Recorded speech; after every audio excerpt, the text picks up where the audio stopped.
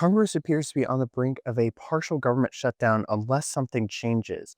President Trump met with the four top leaders in Congress, including Chuck Schumer and Hakeem Jeffries. And after the meeting on Monday, the two sides walked away without an agreement and stressed that there were big gaps between the two sides when it comes to trying to prevent a partial government shutdown. Now, Democrats have long demanded key concessions on healthcare policy. They want to undo the Medicaid reforms that Republicans had enacted back in July as part of the One Big Beautiful Bill Act, now known as the Working Families Tax Cut Act. But they also want an extension of the enhanced Obamacare subsidies, which are set to expire at the end of the year.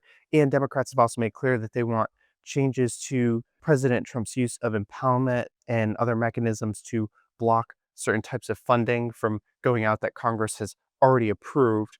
And Republicans have made clear that they want a clean measure to simply prolong the government's funding, basically putting it on autopilot until November 21st. That's known as a continuing resolution. And he said that any demands that Democrats have can be negotiated separate from this.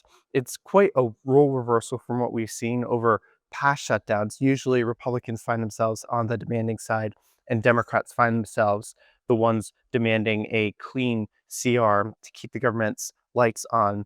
If the two sides fail to reach an agreement by 11:59 p.m. on Tuesday, the government will head towards a partial shutdown. Now, I've talked to a bunch of aides on both sides of this fight, and it certainly seems that Republicans really believe that they have the upper hand here, whereas Democrats seem to be a bit mixed. There are some that think that they can win this fight because they believe healthcare is a really popular issue for them, and they believe that the base really wants them to put up a big fight against President Trump.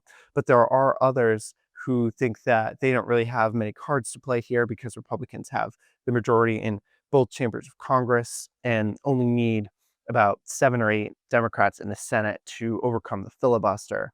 So it appears likely we're heading towards a government shutdown. I've definitely covered a bunch of these in the past where it looked pretty bad. It looked like there was going to be a shutdown and then it got averted at the last minute. So we'll have to see if anyone blinks.